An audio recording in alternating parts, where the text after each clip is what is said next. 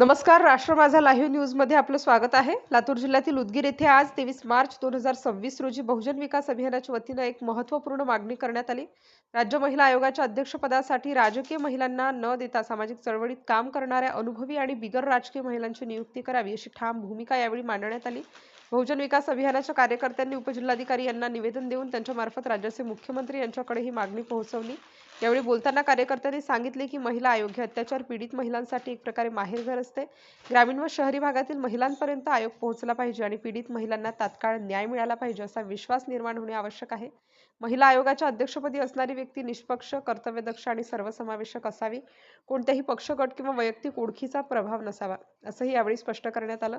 या मागणीवेळी बहुजन विकास अभियानाचे प्रमुख संजय कुमार, महिला आघाडीच्या प्रमुख ज्योती कांबळे, एकुरकेकर, सरुबाई सूर्यवंशी, तेजाबाई कांबळे, मानसिंग पवार, शिवाजी मामा, अमोल सूर्यवंशी, रवी डोंगरे, अक्षय सावंत, संदीप पाटील, गंगाधर शेवाडे, राजकुमार कारभारी, अशोक नागराळे, मिलिंद कावळे आदीसह अनेक कार्यकर्ते उपस्थित होते. महिला आयोगाच्या अध्यक्षपदासाठी योग्य आणि निष्पक्ष निवड होणार का हे पाहणे आता महत्त्वाचे ठरणार आहे. अशाच ताज्या बातम्यांसाठी पाहत रहा राष्ट्र माझा लाईव्ह न्यूजसाठी नागनाथ ससाणे, उदगीर, लातूर. आज आम्ही आमच्या बहुजन विकास अभियानाच्या वतीने सन्माननीय मुख्यमंत्री साहेबांना निवेदन दिले. तसंच उपजिल्हाधिकारी साहेबांनी निवेदन दिलं आहे की राज्याच्या महिला आयोगाचं पद रिक्त आहे. कारण एका भोंदूबाबाच्या प्रकरणामुळं हे महिला अध्यक्षांना राजीनामा द्यावा लागला.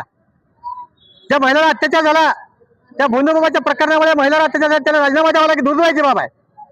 कारण महाराष्ट्रामध्ये महिला आयोगाचं पद हे चळवळीतील महिला, जी महिला चळवळीत काम केले, किमान 10 वर्षे काम करणारी असावी.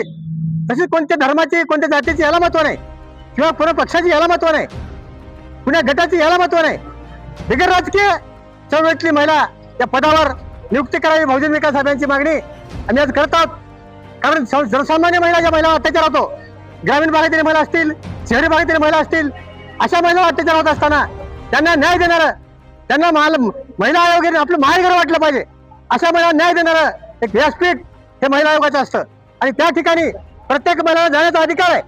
ज्या महिला अत्याचार झाला त्यांचा आवाज दाबला जाऊ नये, ही बहुजन विकास अभियानाची मागणी आहे.